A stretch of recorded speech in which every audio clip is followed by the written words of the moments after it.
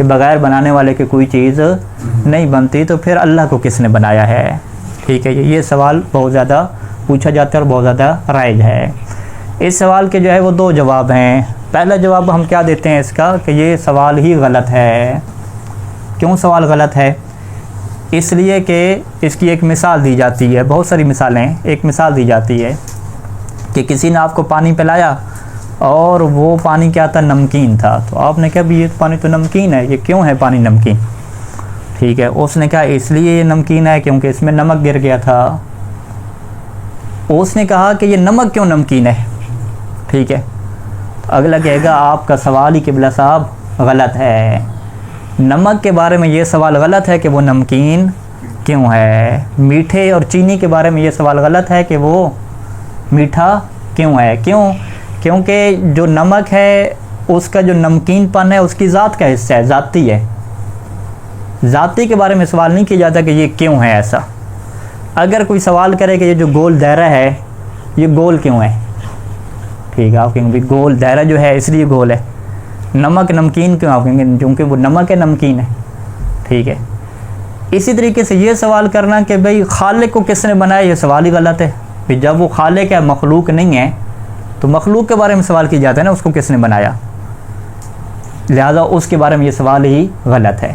ठीक है, बाल्फाज दीगर कि ये जो सवाल है कि हर जो चीज़ बनती है उसका बनाने वाला कोई होता है, ये उसके बारे में होता है कि जिसका वजूद ज़ाती ना हो, जिसका वजूद अपना ना हो, एक टाइम पे वो ना हो और फिर आ जाए। फिर सवाल होता है कि भाई ये पहले तो नहीं थी, अभी कैसे आ गई है। ठीक है, जिसका वजूद अपना ज़ाती ना हो उसके बारे में सवाल उठाया जाता है कि इसको वजूद किसने दिया। लेकिन जो अज़ल से है, हमेशा से है, जिसका वजूद अपना है, उसके बारे में ये सवाल करना ऐसे ही है कि जैसे कोई सवाल करे कि नमक नमकीन क्यों है, चीनी मीठी क्यों है। ज़ाती के बारे में सवाल नहीं किया जाता। और यही कानून आप आगे पढ़ेंगे कि अज़ाती ला युअल्लल, कि ज़ाती के बारे में कोई इल्लत का सवाल ही नहीं उठता। ये एक क्या है सवाल हो गया, एक जवाब हो गया। दूसरा जवाब कि अगर आप ये कहें कि खालिक को बनाने वाला कौन है, अल्लाह को बनाने वाला कौन है, तो जो भी आप जवाब देंगे कि उसने उसको बनाया है वही उसका खालिक होगा, वो मखलूक हो जाएगा। फिर आप कहेंगे नहीं, उस खालिक के बारे में हम यही सवाल रखेंगे कि उसे किसने बनाया है। फिर हम कहेंगे चलें और ले आते हैं, फिर रुकेगा सिलसिला, कहते नहीं उसके बारे में सवाल करेंगे। तो इसका मतलब है कि आप सिलसिले को रोकने वाले नहीं हैं, आप चलते जाएंगे। ओके ठीक है जी, चलते जाओ।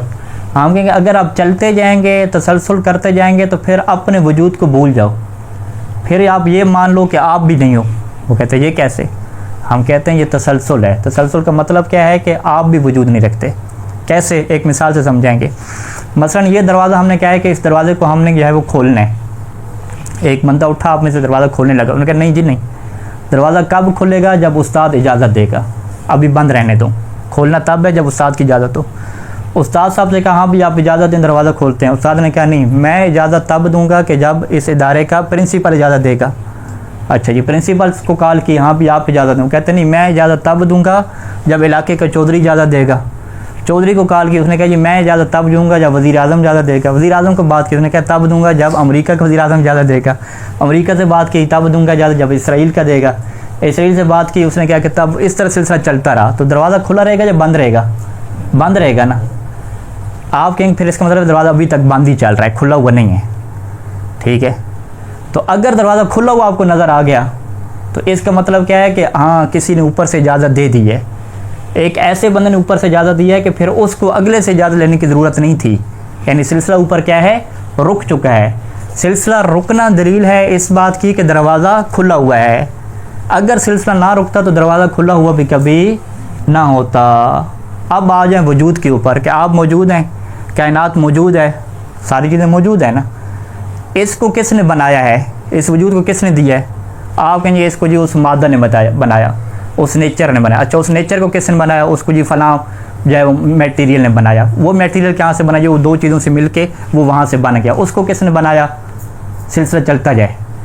तो हम क्या कहेंगे? अच्छा, पहले नंबर का आपने कि आपको वजूद किसने दिया? आप मौजूद हैं या मौजूद नहीं? कहते हैं मैं मौजूद हूँ। कहते हैं नहीं, अभी रुकें, पहले आप अपना साबित करें कि आपको बनाने वाला कोई है, तब आपका वजूद आएगा ना। लिहाजा आपको हम क्या करते हैं, फ़िलहाल मिटाते हैं, आपको ख़त्म करते हैं। अभी बात किसकी होगी? आपके बनाने वाले की होगी। उसके बनाने वाले की तरफ कहे, उधर भी ये सवाल उठ गया कि भाई इसको किसने बनाया, हम क्या इसको भी मिटाओ भाई, अभी इसके बनाने वाले भी कन्फर्म नहीं हुआ ना, फिर उसकी तरफ गए उसको भी मिटाओ, सब मिटाते जाएंगे, सिलसिला चलता जाएगा, तो साबित क्या हो जाएगा कि ना आपका वजूद है ना कायनात का वजूद है, कोई भी नहीं है।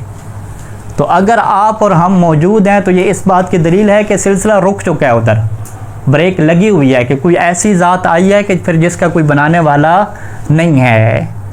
अगर उसका कोई बनाने वाला होता और सिलसिला चलता रहता तो फिर आप और हम भी मौजूद ना होते। तो हमारा और आपका मौजूद होना इस बात की दलील है कि एक ऐसे खालिक तक सिलसिला रुक चुका है कि उसका कोई और खालिक नहीं है। इसी तरीके से दरवाज़े का खुला होना इस बात की दलील है कि अभी इजाज़त एक ऐसे बंदे ने दे दी है कि जिसको अब किसी और की इजाज़त लेने की ज़रूरत नहीं है। तो अगर दरवाज़ा बंद है तो ये दलील है कि अभी तक इजाज़तें ली जा रही हैं, अभी तक सिलसिला चल रहा है। इसी तरीके से अगर आप और हम मौजूद ना होते, कुछ भी ना होता, तो फिर आप कहते कि जी अभी तक सवाल चल रहा है कि इसको किसने बनाया, उसको किसने बनाया, सबको क्या है मिटाते जाओ। तो ये क्या होगी, दो दलीलें हो गई। खुलासा कलाम कि अगर कोई पूछे कि भाई हर चीज़ को कोई ना कोई बनाने वाला होता है तो फिर बताओ कि खालिक को किसने बनाया। पहला जवाब कि आपका सवाल ही गलत है। क्यों? क्योंकि आप ज़ाती वजूद के बारे में बहस कर रहे हैं।